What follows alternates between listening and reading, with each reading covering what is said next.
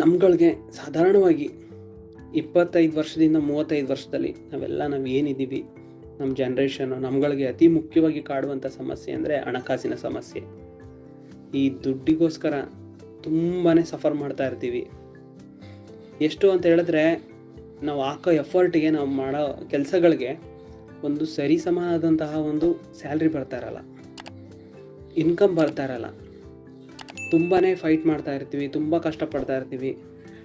ಹೆಂಗಾಗುತ್ತೆ ಅಂತ ಹೇಳಿದ್ರೆ, ನಮ್ಮ ಒಂದು ಟ್ಯಾಲೆಂಟ್ ಏನಿದೆ, ಆ ಟ್ಯಾಲೆಂಟ್ನ ಒಂದು ಸದುಪಯೋಗ ಪಡಿಸ್ಕೊಳ್ಳೋಕ್ಕೆ ಒಂದು ಒಳ್ಳೆ ರೀತಿಯಾದಂಥ ಪ್ಲ್ಯಾಟ್ಫಾರ್ಮ್ ಸಿಗ್ತಾ ಇರಲ್ಲ ನಮಗೆ.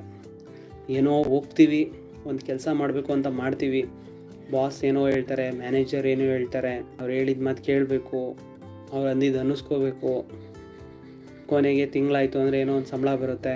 ಆ ಸಂಬಳದಲ್ಲಿ ಚೀಟಿನೋ, EMIಗಳೋ, ಮಕ್ಕಳು ಫೀಸು, ಈ ರೀತಿ ಎಲ್ಲ ನಾವು ಜೀವನನ ನಡೆಸ್ಕೊಂಡು ಕಷ್ಟದಲ್ಲೇ ಜೀವನ ತೋಡ್ತಾ ಇರ್ತೀವಿ. ಒಂದೇನೋ ಒಂದು ಇನ್ಕ್ರಿಮೆಂಟ್ ಅಂತ ಬರುತ್ತೆ, ಒಂದು ವರ್ಷಕ್ಕೆ ಇನ್ಕ್ರಿಮೆಂಟು. ಒಂದು ತಿಂಗಳು 2 ತಿಂಗಳು ಖುಷಿ ಇರುತ್ತೆ, ಮತ್ತು ಅದಕ್ಕೂ ಏನೋ ಒಂದು ಕಮಿಟ್ಮೆಂಟ್ ಮಾಡ್ಕೊಬಿಡ್ತೀವಿ.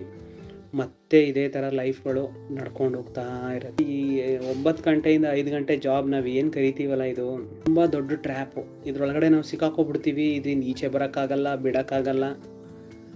ಮತ್ತು ಏನಂದರೆ, ಪ್ರತಿ ತಿಂಗಳು ನಮ್ಗೆ ಅಲ್ಲಲ್ಲೇ ದುಡ್ಡು ಸಿಗ್ತಿರುತ್ತಲ್ಲ, ನಮಗೆ ಅದೊಂಥರ ಟ್ಯಾಬ್ಲೆಟ್ ಥರ ನಮಗೆ ಸಿಕ್ಬಿಡುತ್ತೆ. ನಾವು ಅದರಲ್ಲೇ ಖುಷಿ ಪಟ್ಕೊಂಡು ಜೀವನನ ನಡೆಸ್ಕೊಂಡು ಹೋಗ್ತಾ ಇರ್ತೀವಿ. ತುಂಬಾ ಕಷ್ಟ ಆಗುತ್ತೆ. ನಾವು ಕ್ಷಣಿಕ ಸುಖ ಅಷ್ಟೇ ಅದು. ಮುಂದೆ ಭವಿಷ್ಯದಲ್ಲಿ ನಾವು ಯೋಚನೆ ಮಾಡಿದ್ರೆ ತುಂಬಾ ಕಷ್ಟ ಆಗುತ್ತೆ ಅದು. ಇವಾಗ ಆಗ್ತಿರೋಂಥದ್ದು ಬೆಲೆಗಳ ಒಂದು ಇನ್ಫ್ಲೇಷನ್ ಏನು ಅಂತ ಕರಿತೀವಿ ನಾವು, ಆ ಇನ್ಫ್ಲೇಷನ್ ನೋಡ್ತಾ ಇದ್ದರೆ, ಇವಾಗೇನೋ ನಾವು ಕಮಿಟ್ಮೆಂಟ್ಗಳು ಕಡಿಮೆ ಇದೆ, ಏನೋ ಫ್ಯಾಮಿಲಿ ಚಿಕ್ಕದಾಗಿದೆ, ಜೀವನ ನಡೆಸ್ಕೊಂಡು ಹೋಗ್ತಾ ಇದ್ದೀವಿ. ಮತ್ತು ಕಂಪ್ನಿಗಳು, ನೀವು ವರ್ಕ್ ಮಾಡ್ತಿರೋ ಕಂಪ್ನಿಗಳು, ನಾವು ವರ್ಕ್ ಮಾಡ್ತಿರೋ ಕಂಪ್ನಿಗಳು ಎಷ್ಟು ವರ್ಷ ಇರುತ್ತೆ ಅಂತ ಏನು ಗ್ಯಾರಂಟಿ ಅಲ್ವಾ? ಕಂಪ್ನಿ ಮುಚ್ಚು ಹೋಗ್ಬೋದು.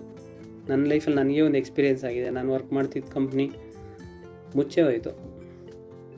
ನಂತರ 6-7 ಸಾವಿರ ಜನಗಳು ಅದನ್ನು ನಂಬ್ಕೊಂಡಿದ್ದವರು ಬೀದಿ ಪಾಲಾದರು. ನಾವೇನೋ ಬಿಡಿ ಒಂದು 5 ವರ್ಷ 6 ವರ್ಷ ವರ್ಕ್ ಮಾಡ್ತಾಯಿದ್ವಿ.